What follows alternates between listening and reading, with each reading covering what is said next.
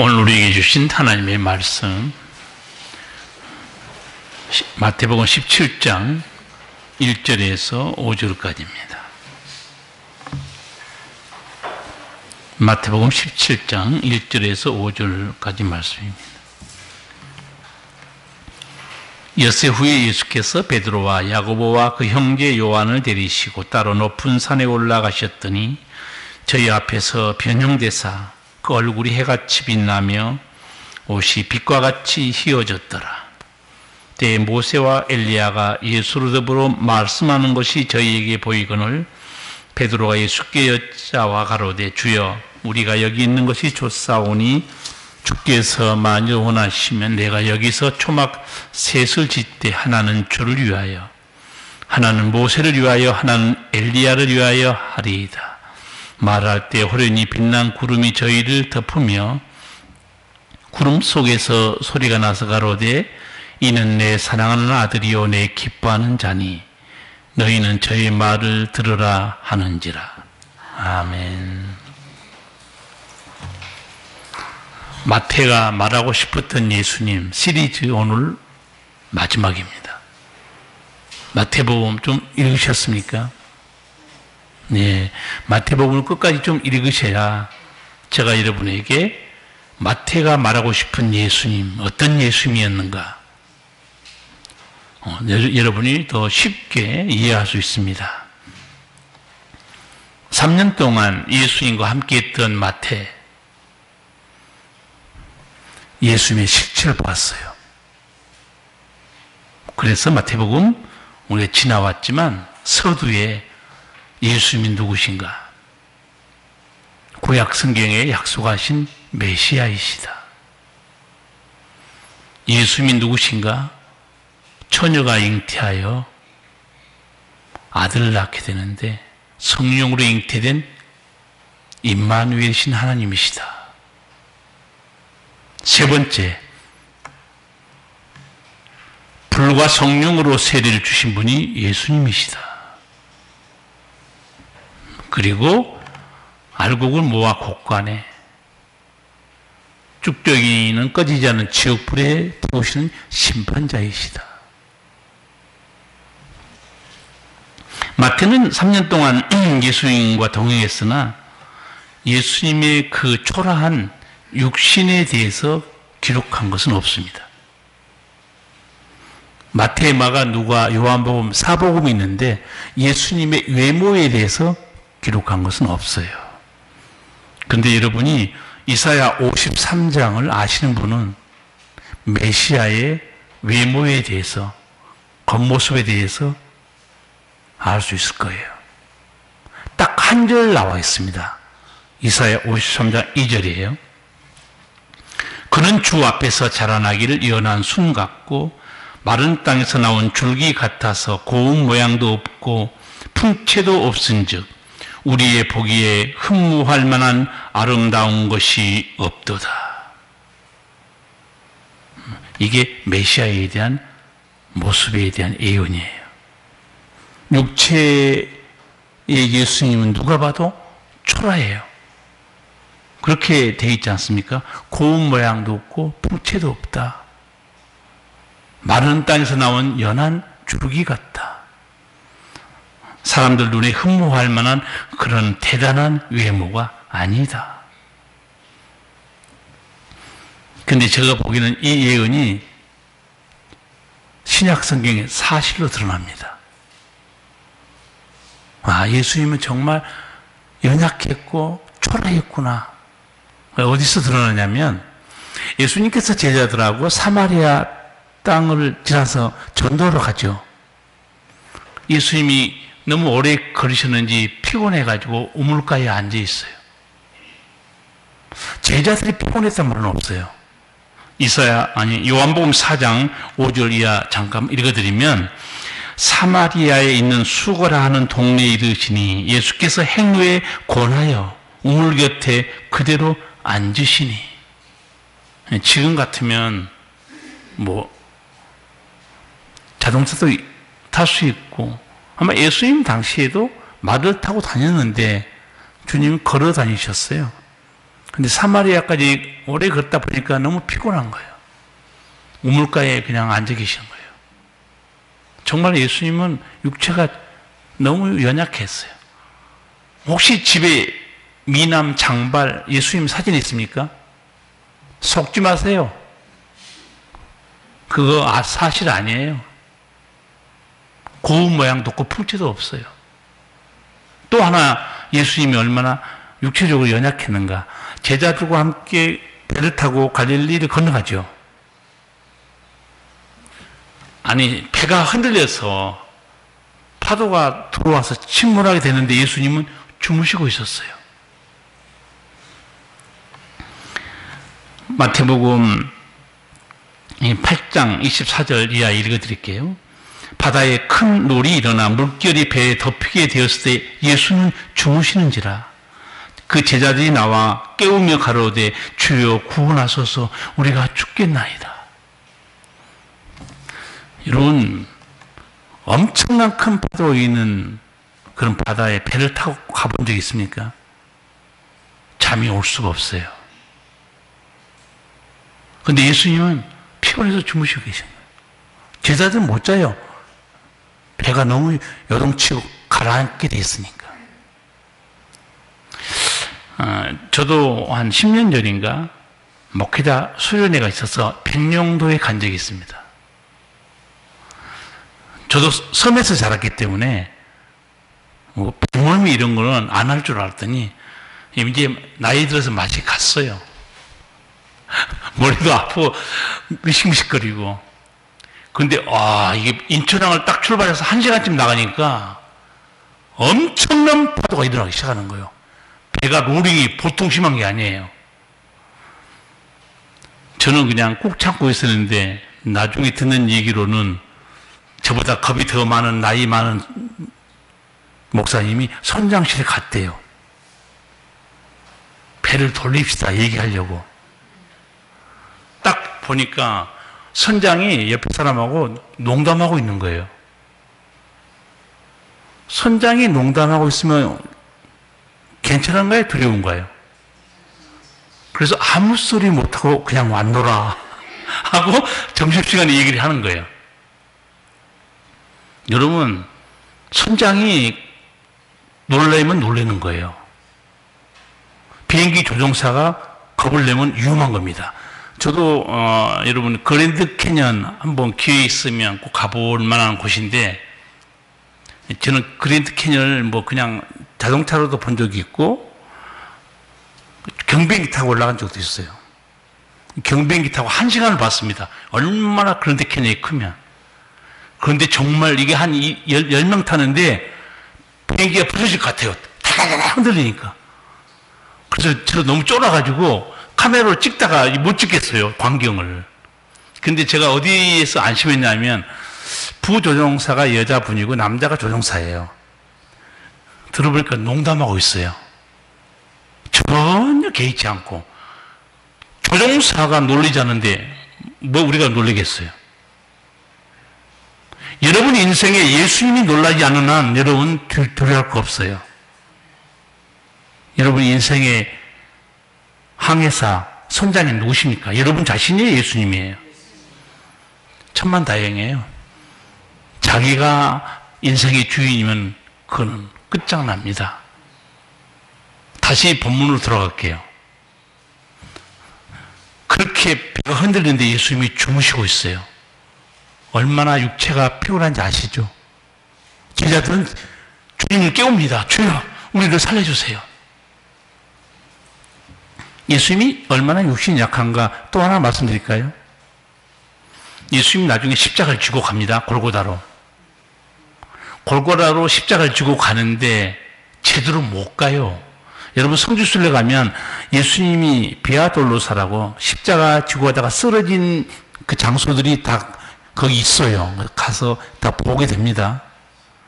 예수님이 육신이 애송하고 십자가는 너무 무겁고 가다가 아마 쓰러진 것 같아요. 로마 군병이 지나가는 사람 딱 불러 세우죠. 세상 말로 하면 재수 온 붙은 거죠. 누구를 불러 세웠어요? 구레네 시몬이에요.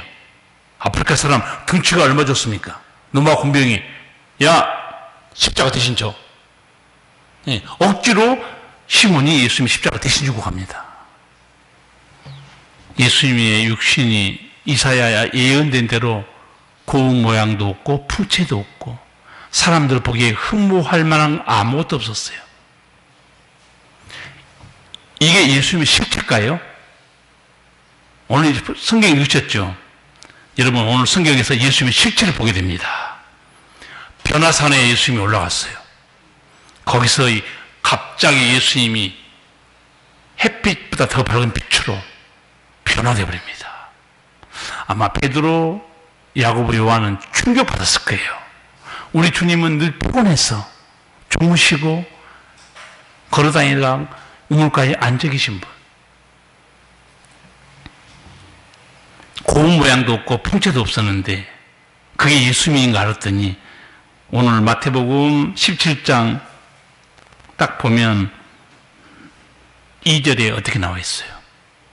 저희 앞에서 변형되사 그 얼굴이 해같이 빛나며 옷이 빛과 같이 희어졌더라. 이것이 예수님의 본체예요. 영광스러운 빛으로 나타나신 예수님의 실체입니다. 육신에 가리워진 예수님의 영적인 실체가 드러난 거예요. 이 영광스러운 모습을 본 사람은 딱 3명밖에 없어요. 예수님이 베드로, 야고보, 요한만 데리고 산에 올라갔기 때문에. 훗날 베드로가 이 일에 대해서 베드로후서 1장 16절에 기록하고 있어요. 뭐라고 기록했는가? 우리 주 예수 그리스도의 능력과 강림하심을 너희에게 알게 한 것이 공교히 만든 이야기를 쫓은 것이 아니요 우리는 그의 크신 위엄을 친히 본 자라. 나는 직접 봤어 그 말이에요. 여러분 남한테 들은 얘기는요 잘못 전달될 수 있어요. 붙일 수도 있고 뺄 수도 있어요. 베드로는 뭐라고 말하는가? 내가 너희에게 전한 예수님의 능력, 예수님의 말씀, 그 영광 나 친히 본 사람이야. 내가 이 꾸미는 얘기인 줄 아니? 얼마나 자신 있습니까? 예수님의 능력과 앞으로 제시하실 것, 예수님의 능력, 우리가 꾸미는 얘기가 아니라는 거예요. 나는 현장에서 직접 목격한 사람이다. 이런 목격자, 가장 강력한 증인입니다. 특별히 베드로는 다른 제자와 달리 특별한 체험을 한 게 더 있어요.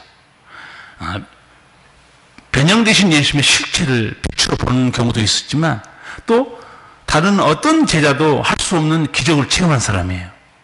예수님이 밤에 물 위로 걸어오실 때 베드로가 주님이시면 저를 명하여 오라고 해주세요. 오라 예수님 말씀해요. 베드로가 물 위로 걸어갑니다. 어떤 제자도 아니 태어나서 죽은 모든 인간 중에서 물 위로 걸어간 사람은 베드로밖에 없어요. 그래서 저는 천국에 가면 꼭 베드로를 만나고 싶어요. 어떻게 걸으셨느냐? 여러분 궁금하지 않습니까? 나 천국에 가면 하나님께 물어볼 게 너무 많아요. 가끔 제가 얘기하죠. 천지창조 여러분 봤습니까? 창세기 기록으로 볼 뿐이에요. 동영상 리플레이. 주님, 천지창조한 광경을 다시 한번 보여주세요. 아, 가슴이 떨릴 것 같아요. 마치 영화 드라마처럼 빛이 있으라. 와, 이런 놀라운 장면을 직접 보다니. 천국에 갈 사람만 보는 거예요. 지옥 간 사람은 못 봐요. 보지도 못해요. 변화산에서 예수님의 모습, 영광스러운 빛으로 변한 것을 보고 마태가 우리에게 말하고 싶은 게 뭘까요? 제가 지난주에도 말씀드렸죠. 사건만 아는 사람은 허당이라고. 메시지를 드려야 됩니다. 성경 졸졸졸졸 외우면 뭐합니까? 거기서 말씀하는 메시지를 들어야지. 베드로가 이 변화산의 예수님 모습을 우리에게 기록하면서 말하고 싶은 메시지가 뭘까요? 예수님 모습이 초라하니까 그게 전부인 줄 아니? 그 말이에요. 보잘것은 육신을 입고 오는 게 예수님이 전부인 줄 아니? 예수님은 빛이시고 영광스러운 하나님이셨어. 너희들이 육신의 눈으로 본 예수, 그 겉모습만 보고 있는 거야. 그분은 진짜 하나님이셨고 그 음성도 들려왔죠. 이는 내 사랑하는 아들이요 내 기뻐하는 자다. 그래서 여러분에게 설교 제목 마태가 말하고 싶은 예수님, 이번에 마지막 시리즈입니다. 마태복음 오늘 마무리합니다. 다음 주는 마가가 말하고 싶은 예수님에 대해서 제가 또 준비해서 말씀드릴 거예요. 이어서 마태는 18장에서 20장 사이에 천국에 대해서 자세히 말합니다. 왜 이렇게 천국에 대해서 자세히 마태가 말하냐면 이 마태복음 누구에게 보내는 복음서였죠? 수신자가 누굽니까? 수신자. 유대인이에요. 유대인. 자기 동족에게 이 마태복음을 쓴 겁니다. 동족들이 가장 마음속에 자신 있고 확신하고 있던 게 천국이에요. 그런데 마태가 이렇게 쓴 이유는요, 당신들, 우리 동족들에게 말한 거예요. 당신들이 천국에 들어가는 거 잘못 알고 있어요. 제대로 알고 싶은 예수님께 들으세요.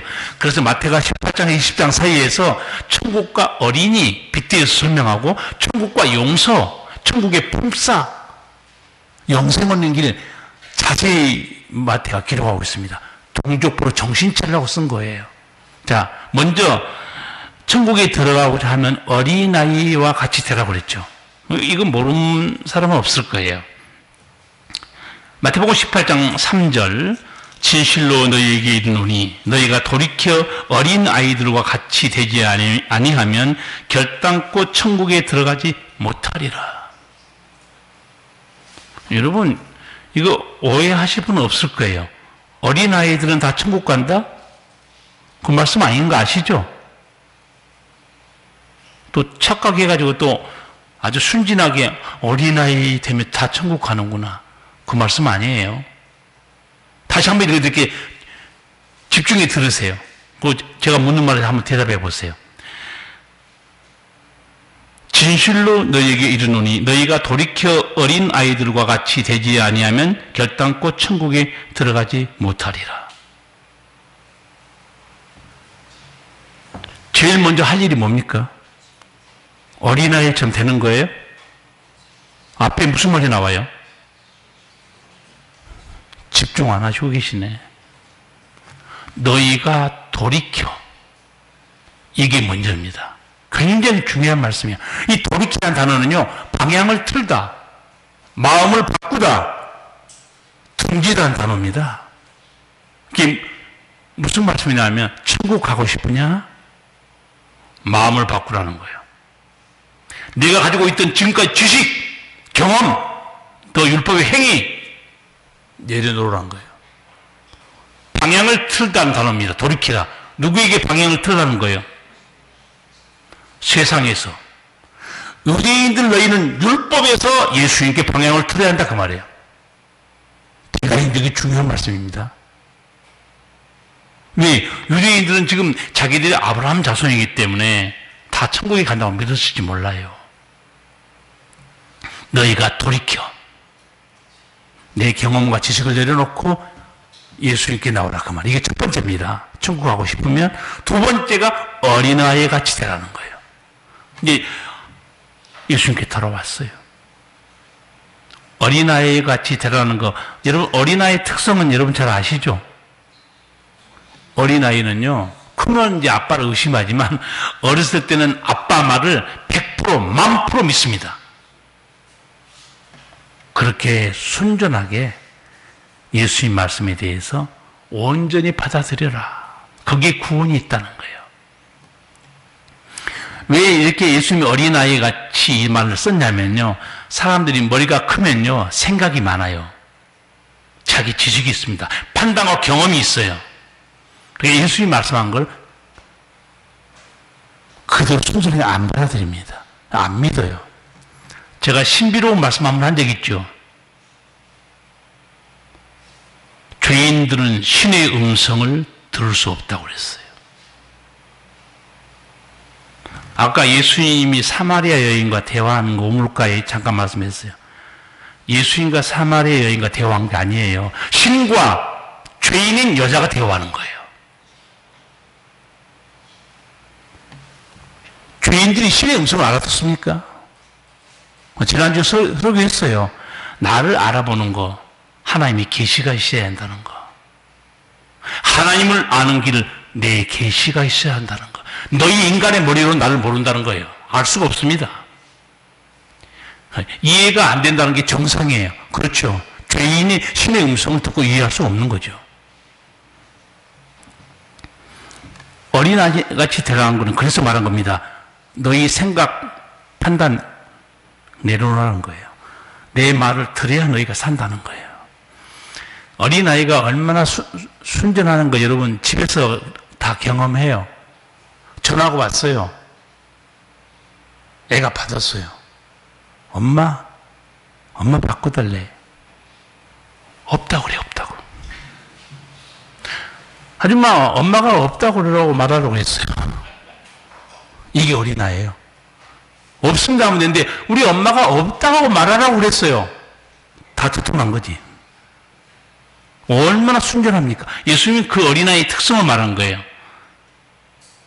내 진리를 너희가 들을 때 구원받고 천국 갈 수 있는데 머리도 안 된 주제에 판단하고 비판해서 거부하면 너희 죽는다 그 말이에요.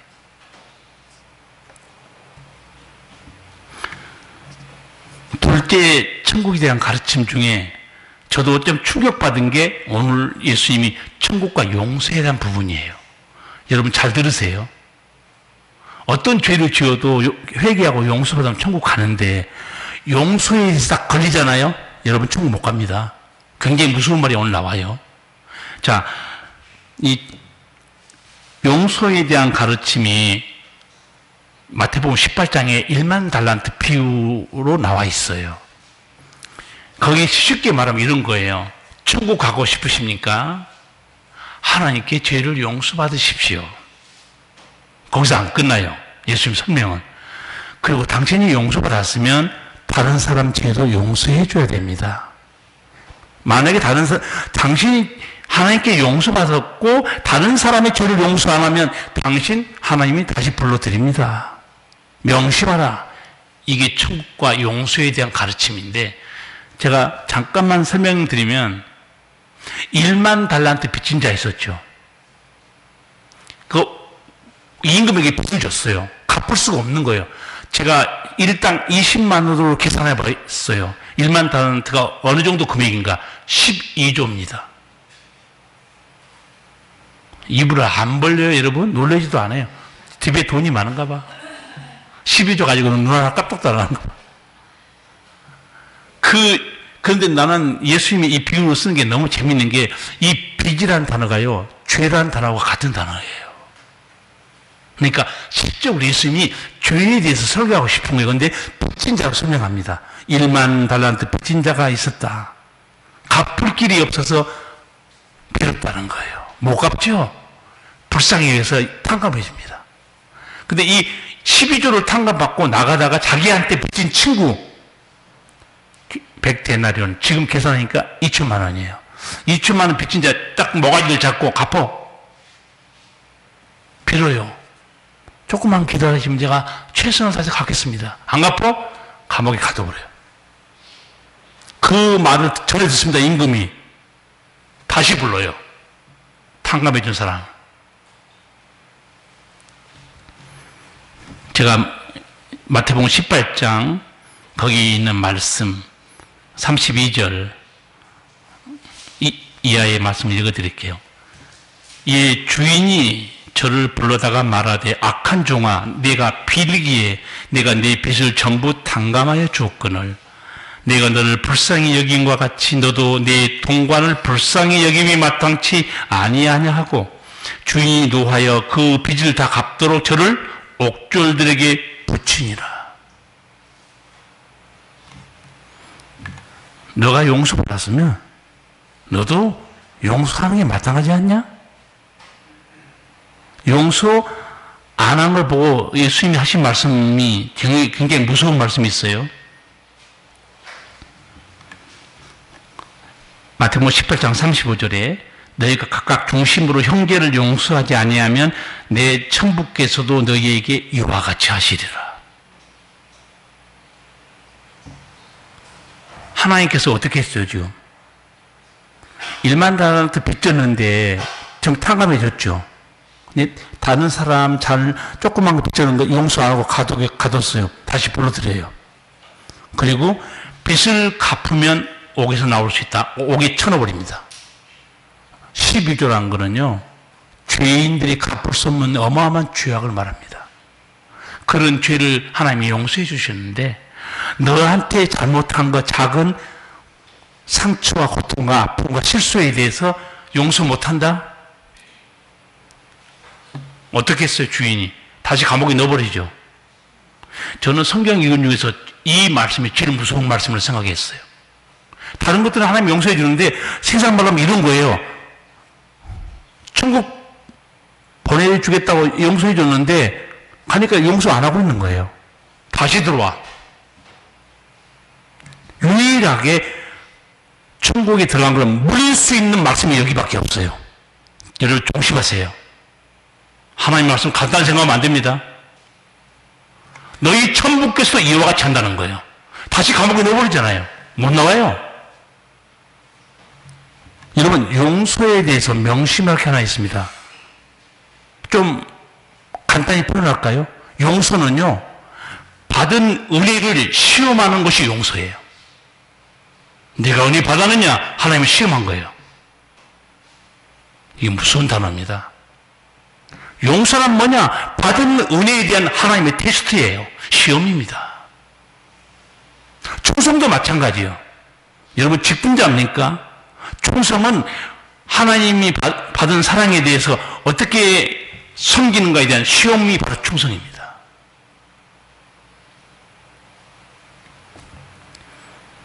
그럼 이 말씀 들어도 아무 생각 없이 묵상하고 지나가시면 큰일 납니다.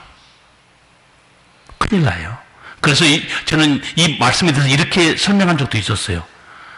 제발 용서받은 여러분들, 사람들에게 뒤끝 장렬한 사람들, 하나님도 뒤끝이 있음을 명심하십시오. 하나님 뒤끝 장렬하면 죽습니다. 기회가 없어요. 교회에서도 이렇게 말하는 사람도 있죠. 내 눈에 흙이 들어와도 나 용서 못해. 100% 천국 못 갑니다. 분명히 예수님이 뭐라고 그랬어요? 용서받았느냐 어떻게 하겠어요? 용서해 준 게 마땅하다는 거예요. 내가 빌기에 내가 탕감해 줬는데 너도 그렇게 한 게 마땅하지 않냐? 이 악한 종아, 내가 빌기에 용서해 줬는데 다시 감옥에 집어넣어 버립니다. 못 나와요. 여러분 혹시 성경을 잘못 이해했거나 나는 회개하고 믿으면 천국 간다, 단답형으로 알고 계신 여러분, 오늘 이거 새롭게 깨달은 분들 이 시간 이후로 정리하세요. 단 한 명이라도 용서가 마음에 걸려있으면 안 됩니다. 예수님께 용서받았으면 다 용서하세요. 그게 여러분 사는 길이에요. 지금 이게 누구한테 전하는 마태 메시지인가? 동족 유대인들입니다. 그럼 시간방 떨고 율법 잘 지킨다고 교만 떠는 동족에게 너희들은 그렇게 천국 못 가.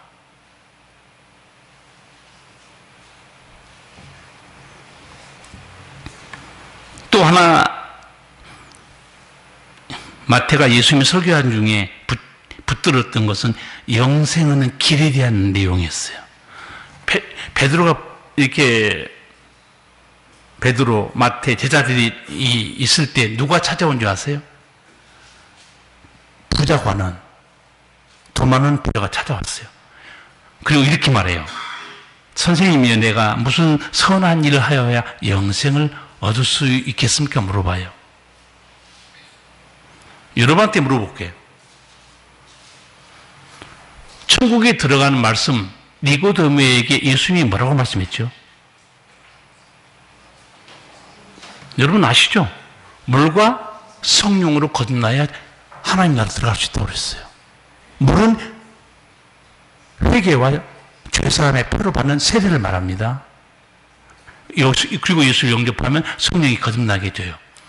근데 이상하게 예수님이 이 부자 청년에게 제가 어떻게 하면 영생을 얻을 수 있을까요? 근데 니고데모에게 했던 말을 안 해요.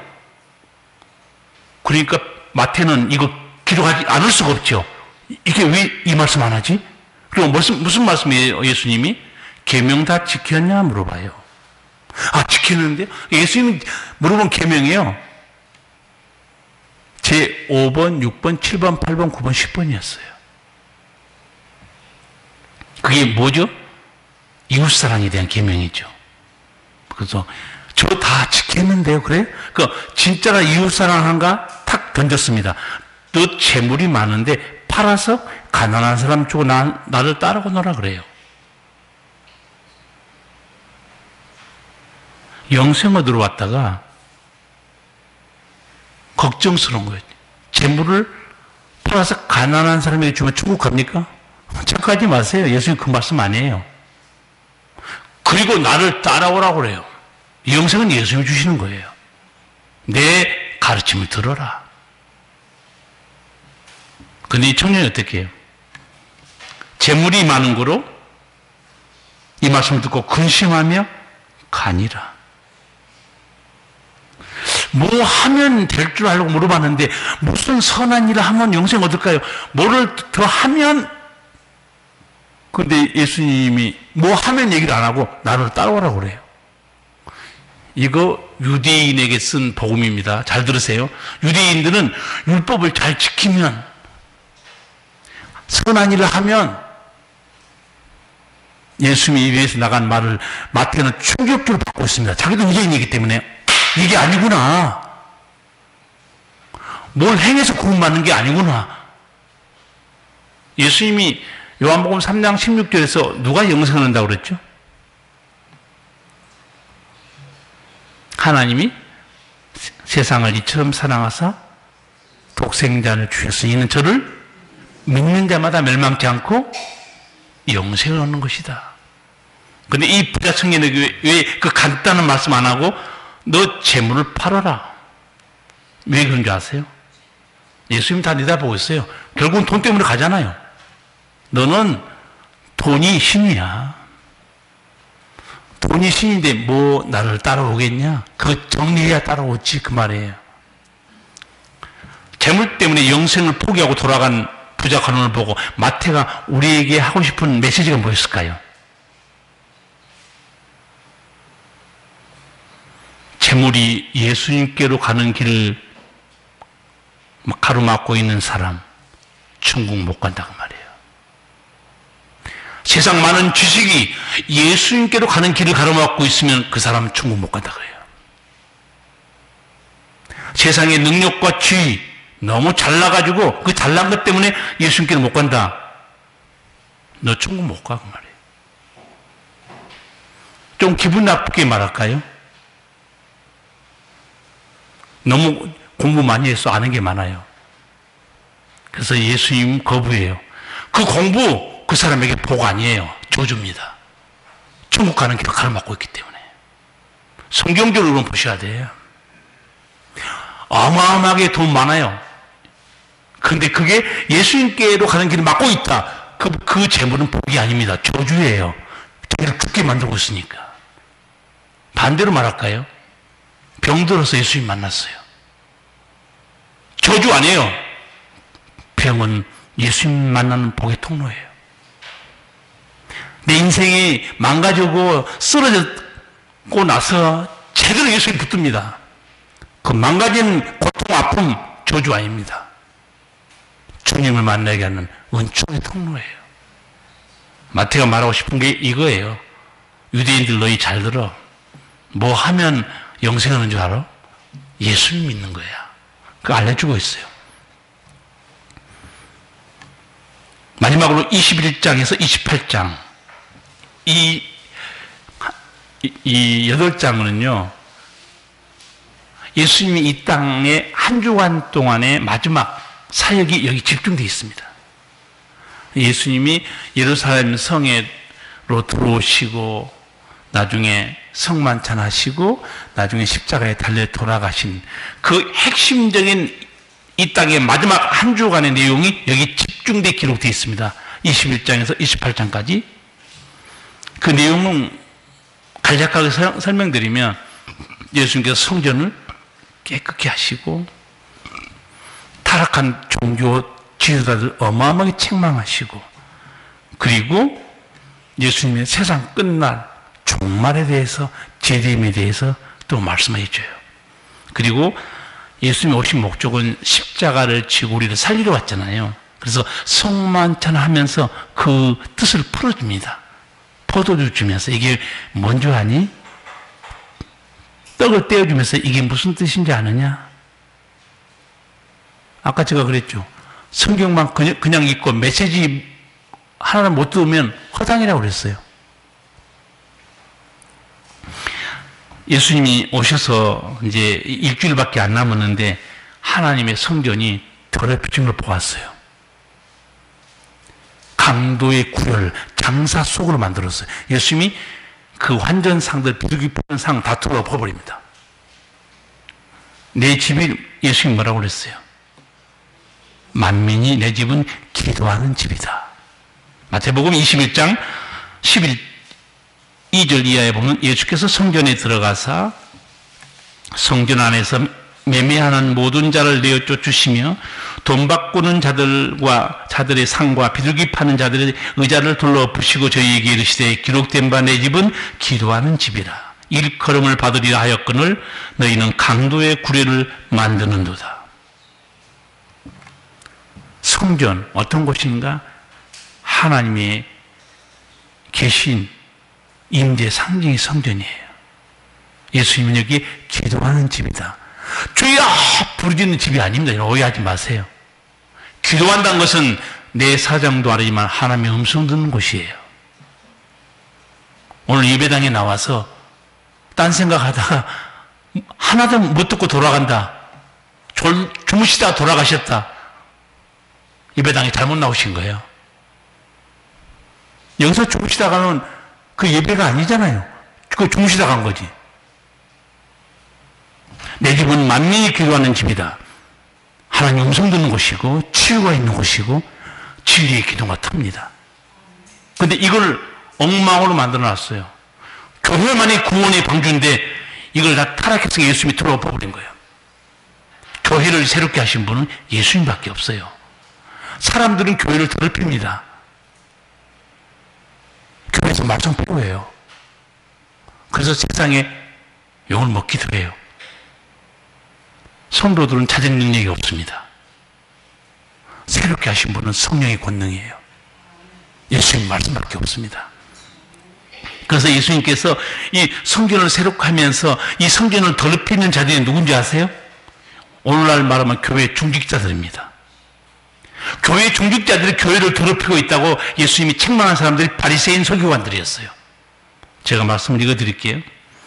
마태복음 23장 13절 이하의 말씀입니다. 화 있을진저 외식하는 서기관들과 바리새인들이여, 너희는 천국문을 사람들 앞에서 닫고 너희도 들어가지 않고 들어가려 하는 자도 들어가지 못하게 하는도다. 화 있을진저 외식하는 서기관들과 바리새인들이여, 너희는 교인 하나를 얻기 위하여 바다와 육지를 두루 다니다가 생기면 너희보다 배나 더 지옥 자식이 되게 하는도다. 예수님 화가 안 나겠어요? 천국으로 인도하라고 세워놨더니 자기도 안 들어가고 천국에 들어갈 사람도 문을 막고 있어요. 예수님 어마어마하게 화가 난 거예요. 내 생활, 내 언어, 내 행동이 다른 사람이 천국 들어가는데 방해거리가 되면 큰일 납니다. 가장 좋은 거는 이거예요. 나는 권사님 때문에 교회에 나가고 싶어. 나는 집사님 때문에 예수 믿고 싶어. 나는 장로님 때문에 예수님 알게 됐어. 정말 복된 일꾼들이에요. 너희도 천국도 안 들어가면서 천국 들어가는 사람 문도 가로막고 있다는 거예요. 베드로가, 이 마태가 하나씩 이 유대인들을 구원시키려고 엄청나게 예수님이 했던 쓴소리를 그대로 말씀해요.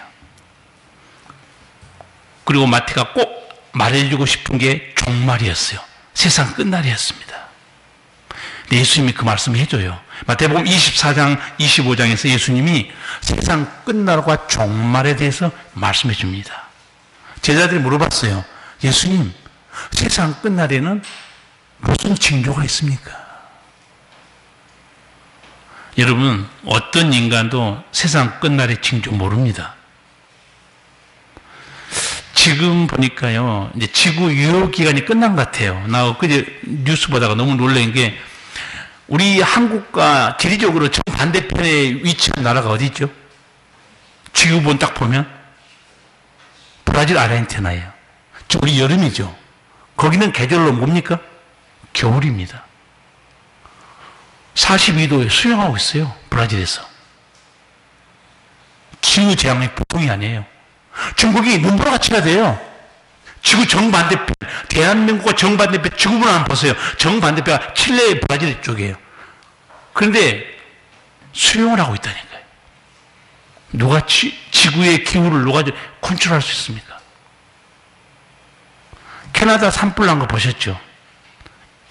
하와이 마우이 섬, 그리스, 지금 불 못 끄고 있어요. 캐나다도. 전부 빛이 납니다. 집을 버리고 울고 있어요.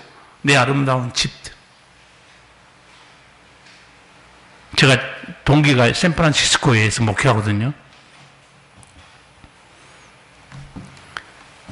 저쪽 캐나다에서 불났던 거 연기가 캘리포니아까지 날라와요. 지구는 다 끝난 것 같아요. 예수님이 제자들이 세상 끝날의 징조가 뭡니까? 여러분 미래학자에게 물어보세요. 지구의 끝날의 징조가 뭔지 아무도 몰라요. 나는 이 예수님 말씀 보고 너무 충격받은 게, 예수님은 어떤 문제에 대해서 질문하든 간에 바로 즉시 대답해 줍니다. 거침없어요. 왜 그럴까요? 예수님은 하나님이세요. 자, 예수님 종말의 세상 끝날의 징조 좀 알려주세요. 그럼 우리가 눈치를 챌 거 아닙니까? 예수님 바로 대답해 줍니다. 사람들을 조심해라. 어떤 사람들? 거짓된 진리로 너를 미혹해 하는 이단들 조심해라. 그리고 예수님이 이렇게 말해요. 난리와 난리의 소문을 들을 것이다. 아직 끝이 아니라고 그래요. 나라가 전쟁을 하고 초치에 기근과 지진이 있을 것이다. 이건 종말은 아니라고 그래요. 예수님이. 징조에 불과하다고 그랬어요. 재난의 시작이다. 그리고 예수님이 마지막 최후의 조건이 있다. 세상 끝의 징조의 조건. 여러분 아시죠? 뭐였죠? 온 세상에 복음이 전파되면 그제야 끝이 오리라. 지금 온 세상에 복음이 전파된 것 같아요? 제가 보기에는 선교사들이 너무 열심히 선교해가지고 지금 복음이 안 들어간 데가 없어요. 제 동기 목사는 아마존에서 거기 들어가서 선교했는데 영화로도 만들었어요. 근데 아마존 들어가서 거기서 거의 발가벗고 글자도 없는데 글자를 만들어가지고 공부시켜가지고 성경을 읽게 해준 거예요. 나는 아마존 사람들이 걸려든 것 같아요. 공부하면 머리 아프잖아요. 그냥 과일 따먹고 살다 죽으면 되는데 글자 만들어서 앉혀놓고 자 이거 배워. 가나 다라 마바사. 그리고 글자를 만든 다음에 그 다음에 성경을 번역한 거예요. 제 친구 동기지만 어떻게 아마존의 밀림에 가서 벌거벗고 거기서 언어를 만들어주고 복음을 전하고 있을까? 보세요. 예수님이 온 세상에 복음이 전파되면 그제야 끝이 오리라. 북한에 복음 다 들어가 있습니다. 여러분, 저는 이제 토요일 날 남북의 창이라는 그 방송을 자주 봐요. 북한의 활동들 보니까 북한의 젊은이들이 남한 노래 다 알고 있어요. 무슨 옷을 입고 다니니까 액세서리가 뭔가 달고 있더라고요. 복음 다 들어가고 있습니다. 이미 끝은 다 왔어요. 여러분, 정신 차려야 됩니다. 예수님이 말한 대로 그제야 끝이 오리라 하고 한마디 더 합니다. 인자가 구름을 타고 재림하는 것을 모든 사람이 보게 될 것이다. 여러분이 믿든 안 믿든 상관없어요. 예수님이 말씀은 진리고 그대로 이루십니다. 예수님이 정말 세상이 끝날에 대한 설교를 마태가 기록하면서 우리에게 말하고 싶은 내용이 뭘까요? 예수님은 처음과 나중이시다. 알파와 오메가다. 그분이 우주 만물을 창조하시고 그분이 끝내신 분이다. 정신 차려서 동료 여러분들, 예수님을 붙드세요. 복음을 들으세요. 그렇게 마태가 외치고 있는 거예요. 마지막으로 26장에서 28장에 예수님의 십자가의 죽으심에 대해서 말합니다. 그리고 십자가의 죽으심이 무슨 뜻인지 모를까 봐서 성만찬, 마지막 이 땅에서 마지막 식사가 성만찬이죠. 제자들에게 십자가의 죽음의 의미를 설명해 줍니다. 떡을 주죠. 받아 먹으라, 이건 내 몸이다. 포도주 잔을 주시면서 예수님 뭐라고 설명해요? 받아 마시라. 이것은 죄사함을 위하여 너희를 위해 흘리는 피다. 안 그러면 십자가 의미를 모릅니다. 제자들도. 예수님 십자가에 달려 돌아가신 것은 우리 죄를 사하기 위해서, 우리 육신의 속죄 제물을 드려서 우리를 죄에서 구원하시려고. 여러분, 3주간에 걸쳐서 마태가 말하고 싶은 예수님, 여러분에게 자세히 소개해 드렸습니다. 오늘 제가 정리하고 마칠게요. 마태가 예수님의 시리즈 세 번째 17장에서 28장에서 말하고 싶은 예수님이 누구셨는가? 예수님은 초라한 육신을 입으셨는데 착각하지 마세요. 본체는 영광스러운 빛이신 하나님이십니다. 또 하나, 천국에 들어가고 싶습니까? 반드시 돌이켜야 되고 순전한 마음으로 어린이처럼 받아들이세요. 행함으로 구원받는 거 아닙니다. 무엇을 하여야 영생 얻는 거 아니에요. 알려주죠. 그리고 예수님만이 이 진리의 기름과 더 교회를 거룩하게 지키시고 여기서 오는 모든 사람이 예수님의 음성 듣고 구원받게 하기 위해서 교회를 거룩하게 지키신 분이 예수님이시다. 그리고 결국은 세상은 끝이 난다. 이 끝날에 대해서 아시는 분은 예수님밖에 없다. 이 끝날에 대한 예수님의 설교를 잘 들으시오. 그래서 거기에 비유한 설교가 열처녀 비유, 양과 염소의 비유, 달란트 비유입니다. 준비하고 있어라. 반드시 내가 다시 온다. 마태가 말하고 싶었던 예수님, 여러분 3주간에 걸쳐서 잘 들으셨고 그 예수님을 깊이 알아가시고 세상의 마음을 뺏기지 마시고 마태복음 다 읽으신 다음에 이제 마가복음도 읽으세요. 다음 주에는 또 마가가 말하고 싶은 예수님에 대해서 제가 또 정리해서 여러분에게 말씀드릴 거예요. 왜냐하면 이 시간 여러분에게 참 학교 강의처럼 유익한 거는 마태복음을 여러분이 읽어도요, 28장까지 방대한 분량을 여러분이 요약 정리할 수 있기라는 어렵습니다. 그래서 너무 감사한 것은 유튜브 때문에 여러분이 다시 찾아서 듣게 하면 됩니다. 마태가 말하고 싶은 예수님이 1번, 2번, 오늘 3번입니다. 그럼 여러분이 다시 한번 들으시면서 아, 마태복음의 예수님의 가르침이 이거였구나. 제가 요한이 누가가 말한 예수님, 사도 바울이 말하고 싶은 예수님 설명해 드릴 거예요. 예수님을 깊이 알고 예수님과 동행하는 자, 행복한 인생을 살 수 있습니다. 매월 첫 주에 우리 가슴에 손을 얹고 기도하는데 또 벌써 9월 첫 주입니다. 가슴에 손을 얹고 1분 동안 예수님을 더 깊이 알아가고 이 예수님과 동행하고 주님의 향기로 살아가겠습니다. 다짐하는 기도 다 같이 드리겠습니다. 살아계신 우리 아버지, 오늘도 아버지께서 우리를 사랑하사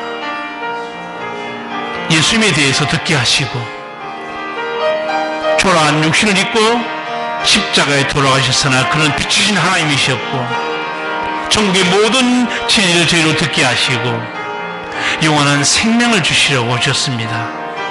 우리 성도들, 이 거룩하신 예수님 더 깊이 알아가고 예수님과 동행하며 재림하실 예수님 앞에 칭찬받는 믿음의 승리자들 되도록 아버지 은혜 베풀어 주시옵소서. 이 아름다운 계절 가을에 우리 성도들이 마태, 마가, 누가, 요한복음을 통하여 주님을 더 깊이 알아가도록 은혜의 시간을 주심을 감사하오며 예수님 이름으로 기도하옵나이다. 아멘.